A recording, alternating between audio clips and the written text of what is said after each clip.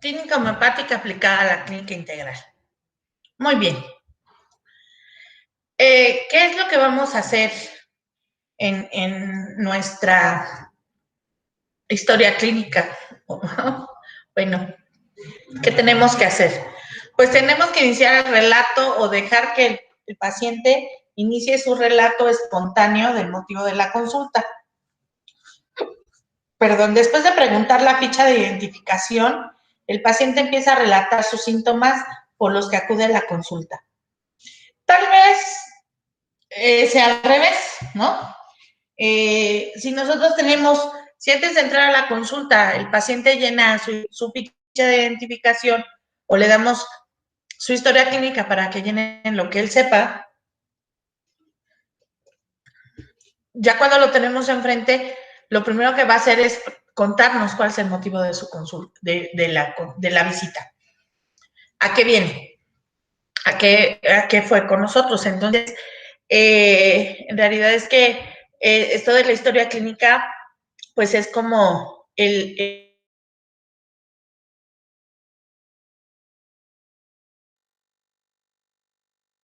llena su historia clínica, o sea, su ficha de identificación, sus antecedentes, etcétera, y después nosotros solamente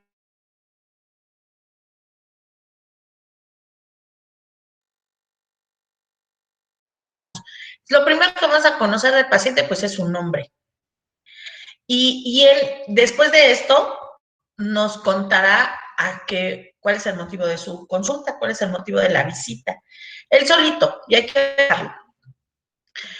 Esta historia clínica se llama historia clínica de tribuna libre y entonces el paciente nos contará a qué viene.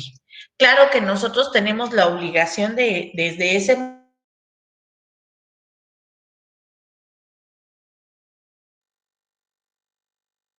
responsable sea de lo que le está pasando actualmente, no hace 10 años o cuando él era bebé o, perdón.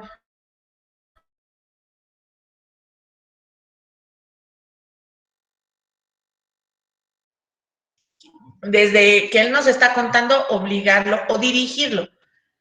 Dirigirlo para que nos hable de este momento por el cual está pasando. No, que no divague en el tiempo. ¿Sale? Ya después que él nos contó, entonces, bueno, a lo mejor ya hacemos todo lo que es toda la ficha de identificación, sus antecedentes, y entonces regresamos al padecimiento actual y a lo mejor tendrá que contarnos otra vez, ¿no?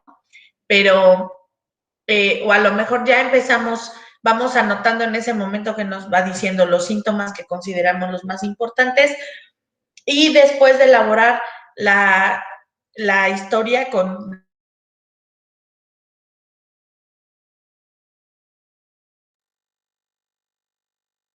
patológicos, los antecedentes ginecobstétricos, los antecedentes personales patológicos, entonces de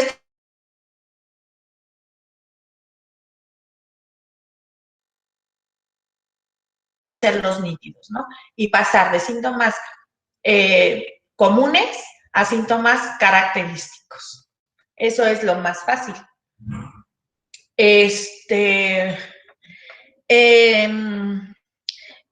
Cuando él nos está contando, cuando empezamos, cuando el paciente inicia el relato, pues bueno, recibimos expresiones vagas, generales y los síntomas aislados sin interrumpirlo a menos que divague en temas distintos al motivo de la consulta. Hay que centrar, es lo que les comentaba, es bien importante centrar al paciente en su existencial. Es importante para él y es importante para nosotros. Es importante para él porque así no va a divagar en cosas que a lo mejor ni lo traían o lo llevaban a la consulta, y nosotros para no mezclar síntomas agudos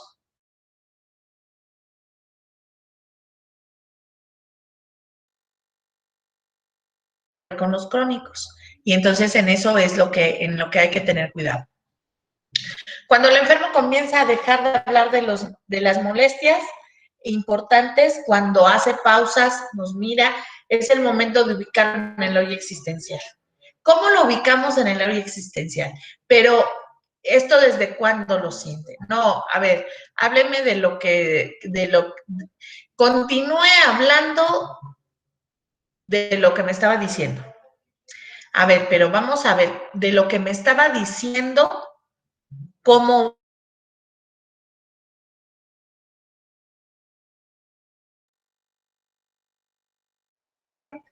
¿Sale? ¿Qué es lo que más le molesta en este momento?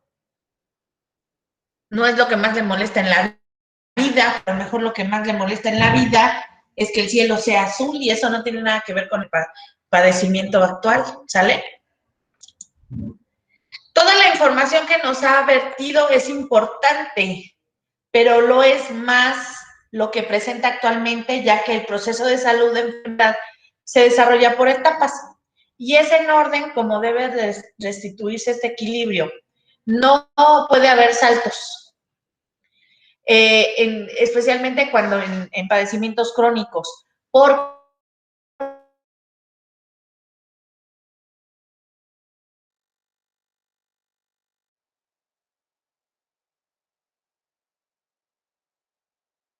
de nuestra destreza para ir ayudando al paciente por etapas en su vida, siempre de lo de hoy hacia atrás, no se puede al revés. Lo de atrás es lo de hoy, eso sí se vale. O sea, si lo que le lleva a la consulta es algo que no ha resuelto hace 10 años, de todos modos hay que decir, hay que preguntar, ¿cómo es, qué es lo que le hace sentir esta situación que pasó hace 10 años? Y si desde hace 10 años es la misma situación. Si es la misma situación, se vale. Pues, pero si no, entonces lo que lo hace ahorita, lo que le ocasiona en este momento. A lo mejor el paciente dice, no, hace 10 años lo que yo tenía es enojo y ahora tengo tristeza.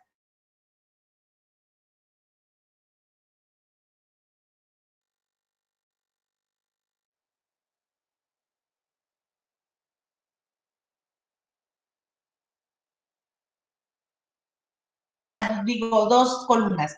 Columna A, columna B. La columna A, todos los síntomas. En la columna B, empezarlos a hacer característicos. El maestro Hahnemann recomendó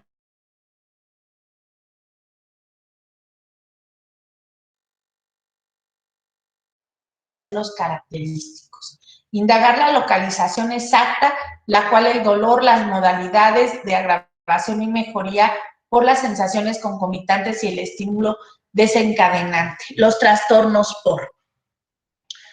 O sea, espérenme un segundo. Sí, bueno. En este momento vamos a hacer algo. ¿Cómo se hace esto? Que de todos modos vamos a seguir.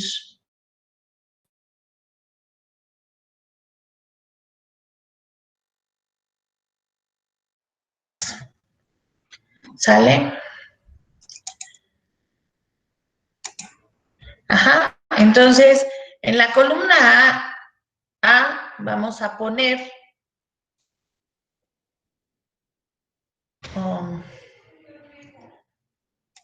nuestros síntomas, ¿no? Por ejemplo, podemos hacerlo de las dos maneras, ¿no? Como decía Hahnemann y como digo yo, que puede ser una buena opción, ¿no? No crean que no. Ok.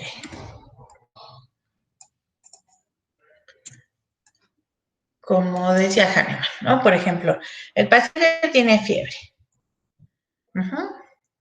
Entonces vamos a dejar un espacio. El paciente tiene dolor de garganta. Dolor de garganta. El paciente tiene tos. Ajá. ¿No? El doctor Hahnemann decía que así dejáramos, ¿no? Un espacio entre cada síntoma. ¿Por qué? Porque lo que después viene es hacerlos nítidos. ¿Cómo los vamos a hacer nítidos?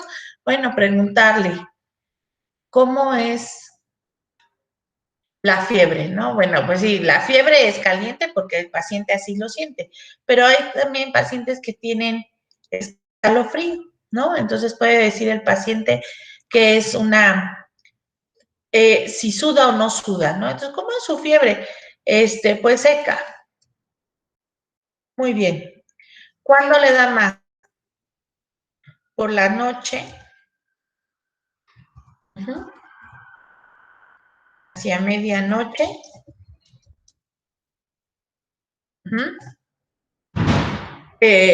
Con sed. Ganas de tomar con sed y deseos.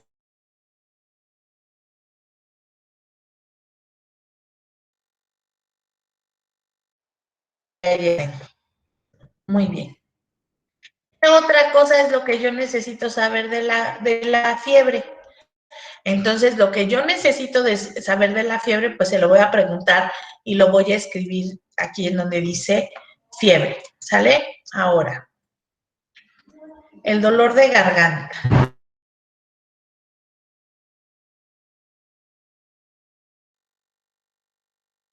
El dolor es ardoroso,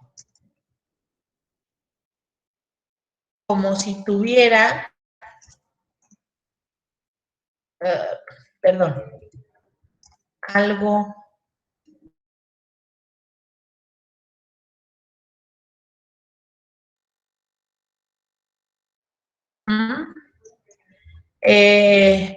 el dolor mejora, no, el dolor agrava con el paso bueno, en realidad es que agrava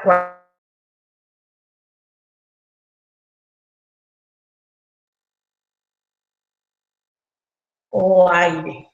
Ajá. Agrava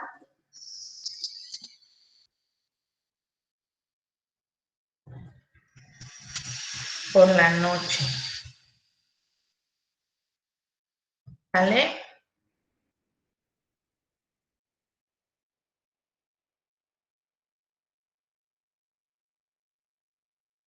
Ahora la tos, ¿cómo es? La tos, pues se seca, ronca,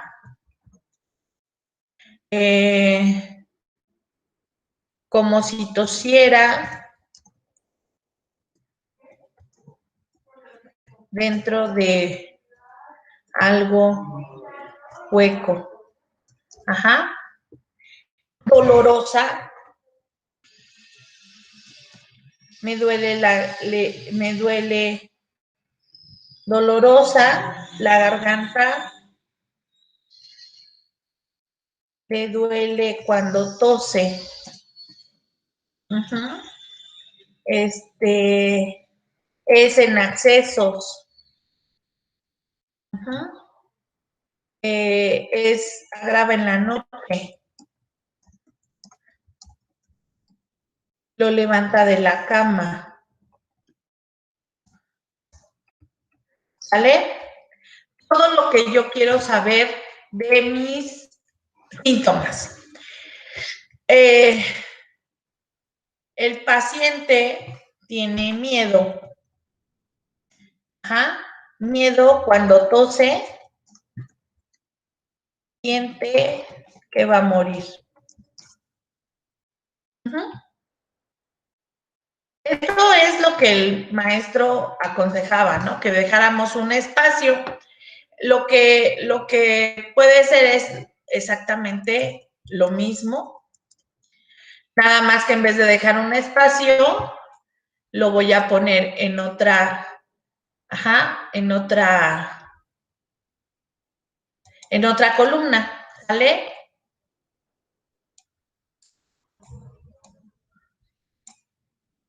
¿Sale? Y entonces, en la primer columna, yo dejo todos los síntomas que el paciente me refiere y en la segunda columna todos los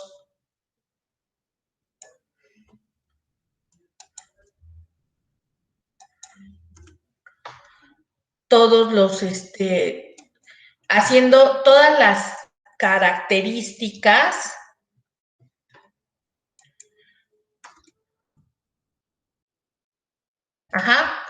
de los síntomas, ¿no? Entonces, de esta forma, yo me doy cuenta cuáles son los síntomas que ya hice característicos. Esto que acabamos de hacer es hacer nítido un síntoma. Esto que acabamos de hacer es de un síntoma común, como es la fiebre, el dolor de garganta, la tos, el miedo, hacerlos característicos de la forma, perdón, de hacerlos comunes, hacerlos característicos, ¿sale? Así de fácil. Lo único que tenemos es que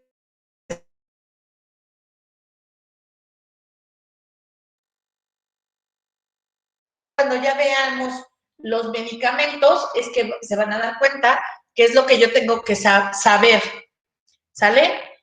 Ahorita es una forma general para que vayan construyendo, para que sepan construir su historia clínica y qué es lo que tenemos que saber de cada síntoma. ¿Sale? Entonces, de aquí ya hicimos todo lo que debíamos de hacer. Jerarquizamos síntomas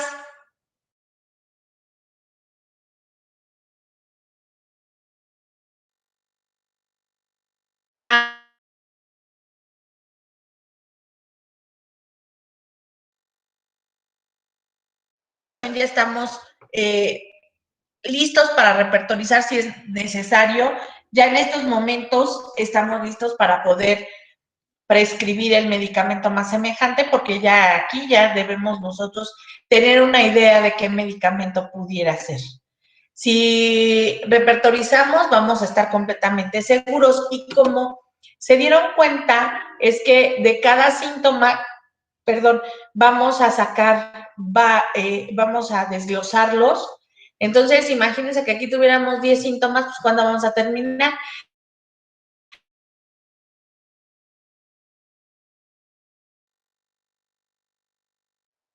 Pues sí, nos vamos a tardar como 3 días, ¿no? Entonces, no, por eso tienen que ser pocos síntomas. Un síndrome mínimo de valor máximo. ¿Cuánto es? El que hace este síndrome mínimo de valor máximo no es el doctor Hahnemann, es el doctor Kenny. Él dice 3 síntomas. Yo la verdad es que digo que 3 son así como que para los másters, entonces, bueno, 5. 5 para poderlos desglosar como el IVA y entonces podamos estar listos y preparados para poder dar el medicamento más semejante, ¿sale? Ya cuando seamos así supermasters, bueno, pues entonces ya escogeremos, ahora sí estaremos preparados para escoger los más importantes y solamente 3. Pero mientras, así, 5 está bien, ¿sale? En este caso fueron 4, que fueron los que se me ocurrieron. Pero tenemos que estar seguros de que esos son los síntomas más sobresalientes, esos son los que más le preocupan al paciente, ¿sale? Muy bien.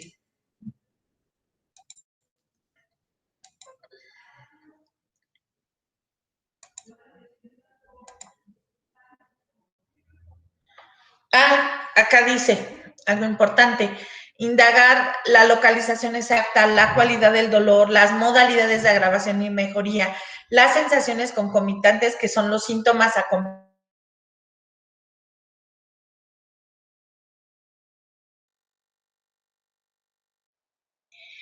preguntar todo lo necesario hasta agotar el síntoma. Cuando el enfermo haya relatado el síntoma, debemos preguntarle ¿y qué más nos puede decir acerca de eso?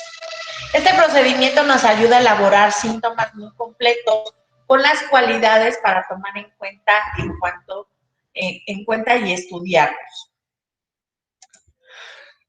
Siempre mantener un orden en el interrogatorio, no preguntar otros síntomas hasta haber agotado el actual. Yo no puedo preguntarle acerca de su tos hasta no tener bien seguro que ya entendí la situación de la fiebre.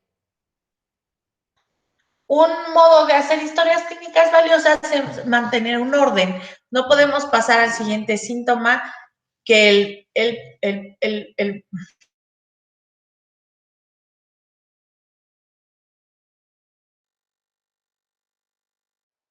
característico. Hay que recordar que los síntomas que vamos a repertorizar, aunque no sean muchos, tienen que ser muy elaborados para trabajar con esto que se llama síndrome mínimo de valor máximo. Hay que hacer la nitidez de todos los síntomas característicos. Entonces, más bien hay que hacer la nitidez de todos los síntomas comunes.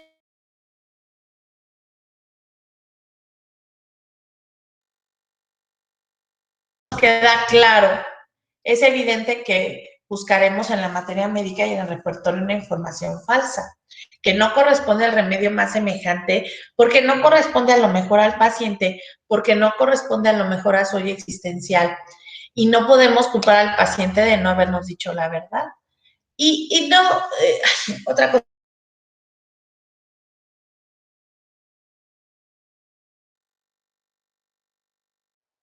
Es que él vive su realidad, tan respetable como la nuestra, ¿sale?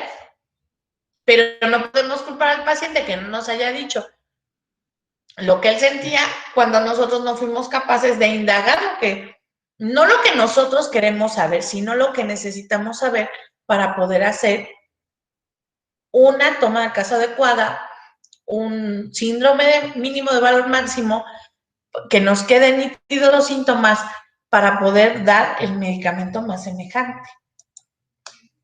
Más bien, nos faltó estimularlo para que concientizara sus molestias de una forma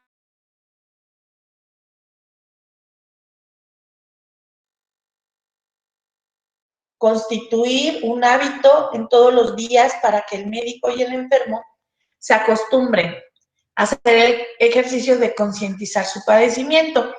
Puede ser que la primera vez que nos visita un paciente, especialmente un paciente que nunca ha visitado un médico homeópata, pues no sea difícil. Pero ya después él solito va a decir cómo son sus síntomas, porque siempre va a decir, ay, esto siempre me lo preguntan. Y nunca lo sé. Y entonces ya va a tener más claro cómo es su padecimiento y qué es a lo que le debe tomar atención a sus síntomas. Preguntar sobre los síntomas generales, los que más resaltan la individualidad. Es que los síntomas generales son los que resaltan verdaderamente la individualidad del paciente. ¿Cuáles son los síntomas generales? Los síntomas generales pues, son los que tienen que ver con los deseos y las aversiones, con la lateralidad, con las agravaciones, con las mejorías, con el clima. Esos son los más importantes.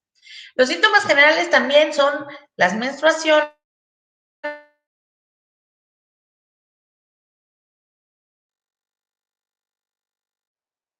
estos síntomas son los que verdaderamente reflejan la individualidad del paciente. Entonces, son los que nos desempatan los medicamentos y son los que nos hacen verdaderamente ver cómo es el paciente.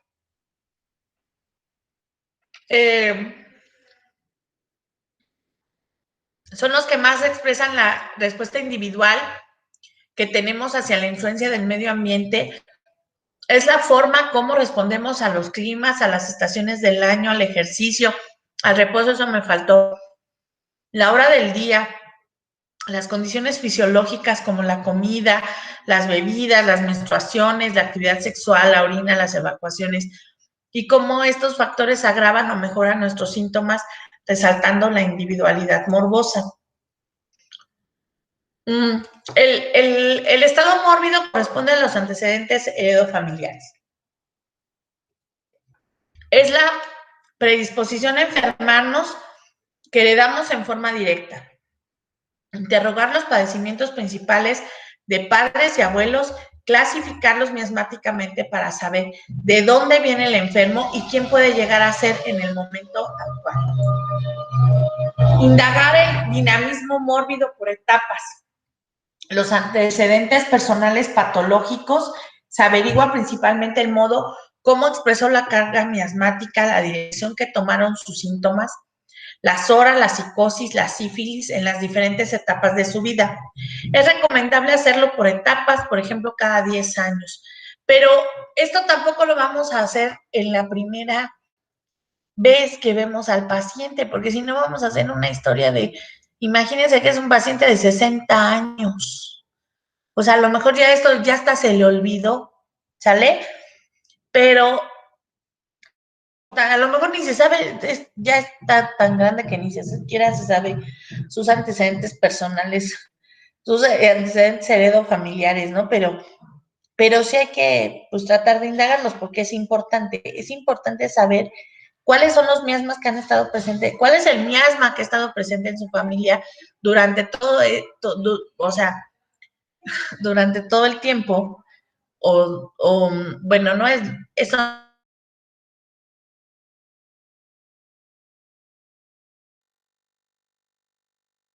si es un paciente joven, si es un paciente después de los 20 años a lo mejor, esto nos va así como a,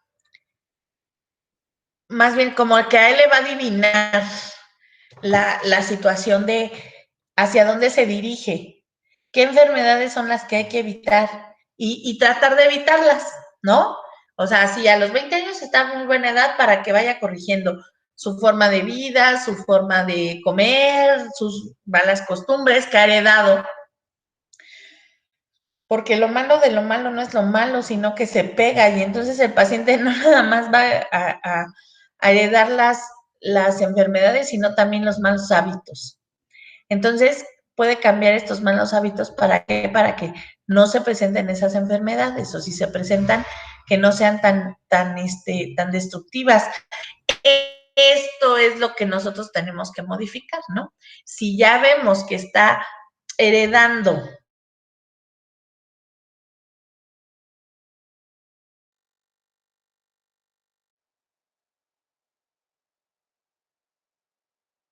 qué tenemos que saber sus antecedentes personales, sus heredos familiares.